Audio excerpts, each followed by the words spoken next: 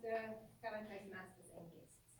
Sophia shares a lot of the same sentiments that I do, and it's so gratifying to hear a new camper like revel in those same experiences after, and the same experiences that we've had after camping for 10 plus years. So yeah, you hit the nail on the head. So welcome. So when recently we were coming back from our 10 days camping up north, I was sitting in the car thinking how strange it is that we choose camping as our summer holiday. So every year we pack up a car and trailer. We've got a 3-room tent. 2-room tent. So there's a lot of gear. And so, yes, we pack up all our gear. We drive a few hours north of Auckland, usually to the east coast, set up our home away from home on a grassy field near the beach, and just revel in the fact that we're away from home.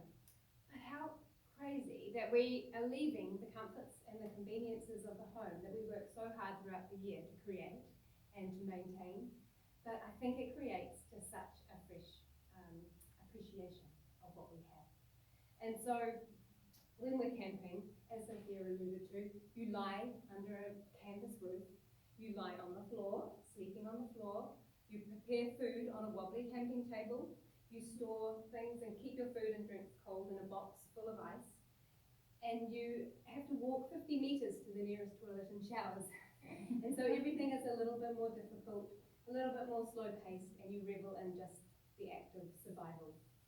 And so when I was thinking about my speech with purpose, I wanted to share our camping experience, and I wanted to sort of review what is it that we love so much about camping. And it is the reconnection with nature, with our close family members, with friends, and sometimes ourselves. And I hope by sharing our camping experience that I can inspire you all to really be thoughtful about the way you spend your leisure time, to reconnect and to enhance your lives through this period.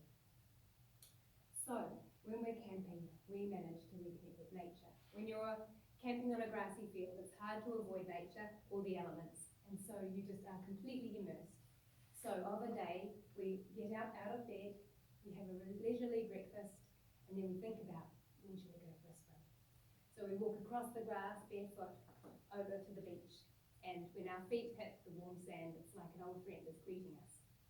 We shed our clothes down to our swimwear and wade into the gentle waves.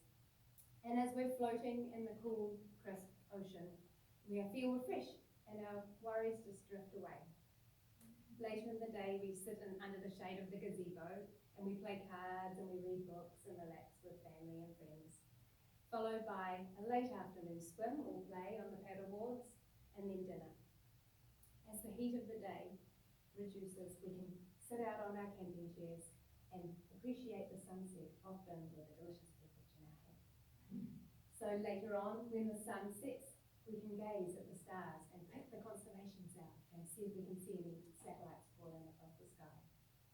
And so getting this close to nature really allows us to appreciate the beautiful world that we live in, and it allows us to really care for our planet and just be more mindful throughout the year that we are looking after this precious resource that we have. Also, when we're camping, we get to reconnect with our close family members. So during the term time in the year, often, even though you're side by side with your immediate family members, you're so busy with work, school, and home life that you barely have the chance to really know what's going on, as Hong alluded to. Those quality interactions where you really know what's going on in someone's mind and what their dreams are and aspirations. So while you're camping, particularly, I make an effort to spend one-on-one time with my husband Shane. We'll go for walks along the beach, or we'll swim together, just the two of us, without the loud teenagers splashing around beside us. And we just take the time to talk and plan and just think about our aspirations for the year ahead. And likewise, that Shane and I both try and reconnect one-on-one with both of our teenage girls throughout the week, doing something that they enjoy doing, be it throwing a ball around, or maybe it's exploring rock pools, or perhaps it's body surfing on the waves. But these connections, they are just so special, and they also build a bit of emotional currency for when you have those disagreements later in the year.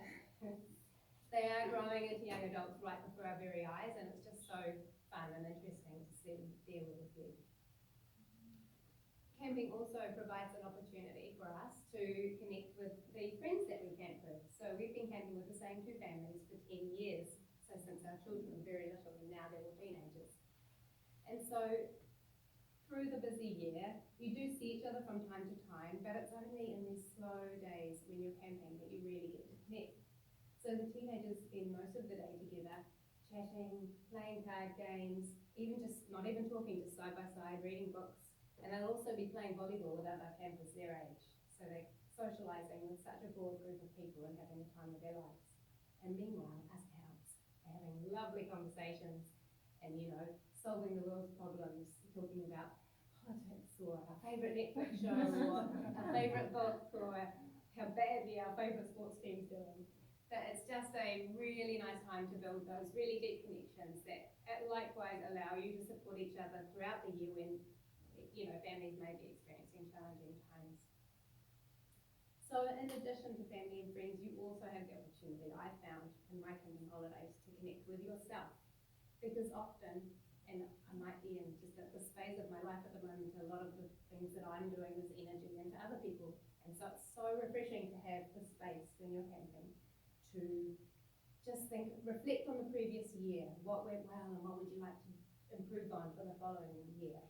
And so for me, I did some off-road running, and I really thoroughly enjoyed that and made me feel so joyful. So I would love to do some more of that next year.